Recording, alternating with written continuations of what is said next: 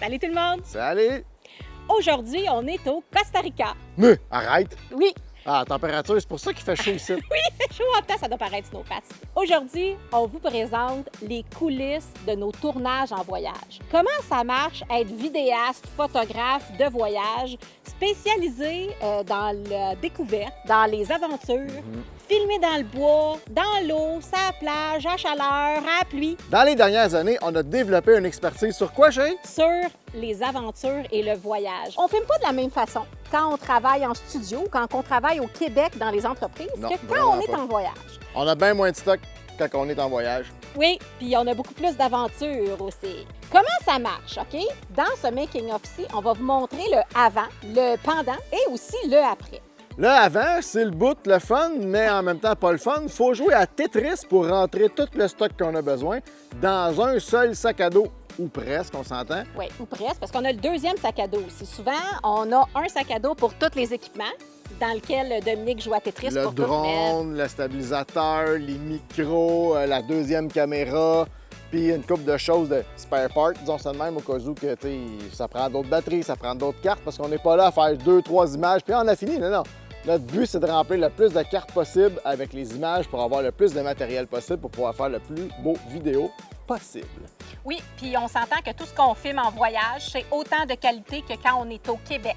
Les équipements qu'on a choisis sont faits pour le voyage et pour l'aventure. Non, je vais t'arrêter là. C'est de meilleure qualité. Parce qu'on s'entend qu'en voyage, c'est toujours plus beau, c'est toujours plus agréable. Dis de C'est une même. blague. Et souvent, on se fait poser la question, est-ce que vous pouvez mettre des choses dans votre valise? La seule chose qu'on peut mettre dans notre valise, c'est le trépied. OK? Fait que tout le reste, on est obligé d'emmener ça dans l'avion. Parce que tout ce qui a une batterie doit être dans ton sac, dans le fond, à main ou dans ton sac à dos que tu mets dans le porte-bagages du haut. Parce que nos batteries, à cette heure, bien, ils peuvent toutes prendre en feu, supposément. Puis, écoute, ça arrive quand même assez souvent là, que j'ai vu. Nous, ça nous est jamais arrivé, mais Non, il était chanceux. c'est ça. Fait que faut tout que ça soit avec nous au cas où qu'il y ait un incident. Et dans le deuxième sac à dos, souvent, on a le portable au cas où on a besoin d'éditer ou de transférer des images, ce qui est le cas la majorité du temps. La on va se majorité dire. du temps, oui. Et sinon aussi, on a une tablette et nos téléphones parce qu'on fait aussi du montage en direct pour des stories et des reels pendant qu'on est en voyage. Dans ce cas-ci, dans le fond, cette semaine, on a réussi à monter un vidéo par jour, recap, disons ça comme ça, pour donner un avant-goût de ce qu'on va être capable de produire après ça, rendu à la maison. Avant de partir en voyage aussi, on rencontre toujours notre client pour planifier un peu avec lui ce qu'il veut comme vidéo. Fait que c'est bien le fun de filmer du bois puis des animaux, mais si notre client, qui peut être une agence de voyage, un fournisseur voyage, a besoin de quelque chose en particulier pour faire la promotion d'un événement, d'un séjour, d'une activité, bien c'est sûr qu'on fixe tout ça avant pour être sûr de filmer les bonnes images au bon moment. Un bon exemple, mettons, ici, elle voulait vraiment des images grandioses pour montrer l'environnement, mais là, c'est sûr qu'on a emmené le drone. Mais si on aurait eu un fournisseur que lui, tout ce qu'il fait, c'est de la plongée, bien, on aurait peut-être emmené 2-3 gros pros, puis on aurait laissé faire le drone. On n'a pas besoin de ça. Parce que lui, il aurait voulu juste des images, mettons, dans l'eau. Ces jours-ci, on est ici grâce à Marianne Girard de Vibra Costa Rica qui offre des séjours de ressourcement au Costa Rica et qui aide différents touristes à organiser un séjour ici. Alors, pendant le voyage, comment ça se passe? Bien, c'est sûr qu'un coup qu'on est arrivé à notre hébergement, on peut défaire un peu le sac pour ne pas être obligé de traîner toujours de A à Z. Ouais, c'est pesant sur mes épaules. Oui, c'est ça, exactement. Fait qu'on le sait, tout dépendant de l'excursion ou de l'activité qu'on s'en va faire, si on a besoin de 1, 2 caméras, de la GoPro, du drone, et on va choisir ce qu'on met dans le sac ou ce qu'on met dans nos petits sacs aussi, parce que souvent, on a des petits sacs à dos un peu plus petits. J'ai aussi mon cotton que je traîne toujours pour accrocher ma caméra à moi, pour pas être obligé de la traîner dans ma main ou autour de mon cou toute la journée. C'est ça. Fait que, un exemple qu'on peut donner, c'est qu'on avait une marche sur la plage. Là, j'ai emmené le gros kit parce qu'on voulait faire du drone, des shots au stabilisateur, des photos. Fait que là, on avait tout le gros kit. Mais hier, on a été faire une excursion en bateau. Là, on n'avait qu'une seule caméra et les caméras qui vont dans l'eau. Ce que Dominique ne dit pas aussi, c'est par rapport à la réalité de vidéaste de voyage, c'est qu'on ne connaît jamais nos journées d'avance. Par exemple, quand on est au Québec, on sait que notre tournage va durer à peu près 2 heures, 3 heures, 4 heures. Ici, quand on fait des ateliers ou on fait des excursions, souvent, ça va être peut-être un petit peu plus long que prévu. Par exemple, si l'excursion dure 1 heure, 1 heure et demie, 2 heures, bien souvent, ça va être plus long parce qu'on va arrêter l'excursion. On va dire, ah, pouvez-vous ralentir, on va prendre des images. Pouvez-vous arrêter ici, on va prendre des images. Fait que c'est un peu plus long. Puis souvent, Dominique a à traîner le gros sac au complet avec le drone puis le stab dans ses mains. Tu peux bien avoir mal dans le dos. Oui, c'est ça.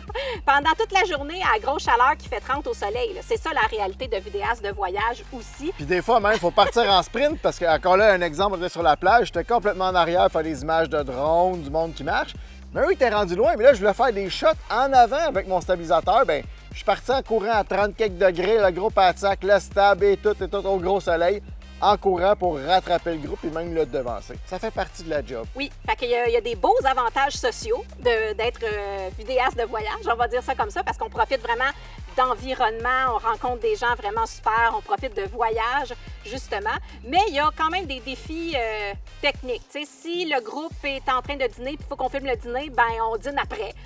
Il n'y a pas de pause officielle, il n'y a pas d'environnement contrôlé, on va dire ça comme ça. Si jamais il se met à pleuvoir, ben il faut sortir les équipements de pluie puis continuer à filmer pareil. Là. On peut pas arrêter et dire « Oh non, on va arrêter que la pluie, on va attendre que la pluie arrête. » Là, ça marche pas de même. Ben non, mais écoute, ça fait partie de la job. C'est ça qu'on aime, nous, à s'adapter puis de vivre au rythme de l'environnement. Aussi, quand on est en voyage, vidéaste de voyage, faut pas être trop pointilleux sur notre équipement.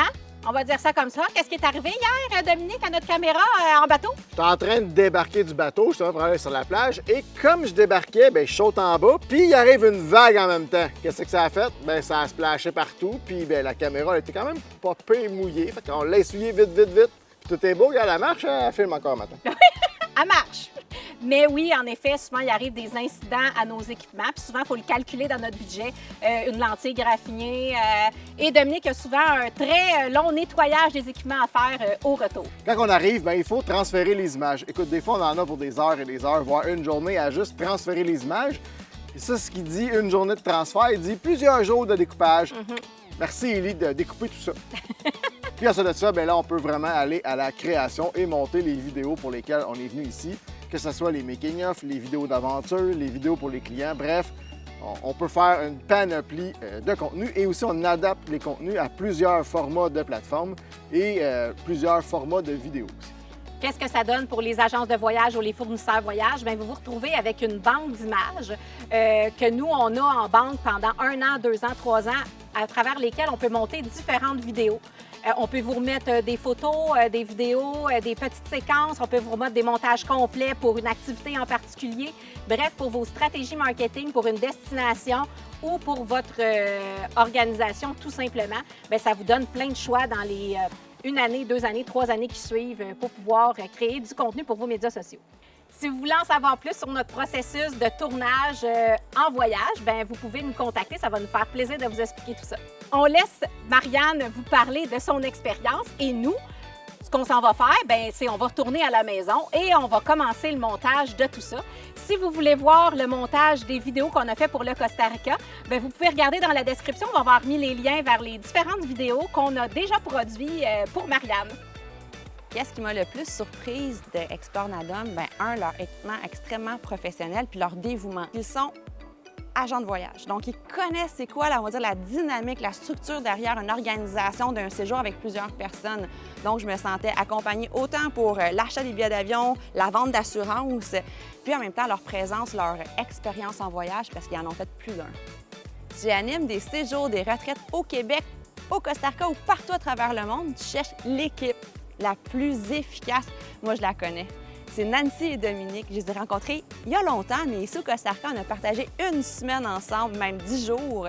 Et ils ont concocté à tous les jours une capsule, un vlog, dans la journée même. Moi, honnêtement, j'avais jamais vu ça, du monde efficace de même.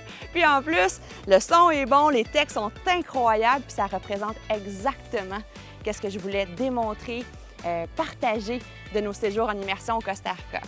Donc encore une fois, Explore Nadom, ce sont des professionnels avec expérience. Et si vous cherchez cette équipe, leurs coordonnées vont être simplement dans les commentaires.